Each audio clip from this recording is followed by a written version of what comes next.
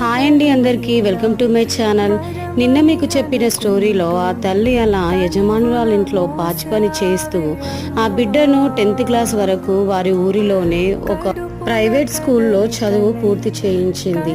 అప్పటి వరకు ఒక మంచి బిడ్డగా తల్లి చెప్పిన మాటను వింటూ తల్లి యొక్క అడుగుజాడలలో నడిచి ఊరి వారందరితో అలాగే స్కూల్లో టీచర్స్తో అభినందనలు సొంతం చేసుకుంది. తల్లి పడిన శ్రమ వ్యర్థం చేయకుండా పద్ధతి గల అమ్మాయిలా పెరిగి మంచి పేరును సంపాదించుకుంది. ఊరిలో ఉన్నవారు కూడా చక్కటి పాపను కన్నా తల్లి అని అందరూ ఆ తల్లిని దీవించి పొగిడారు.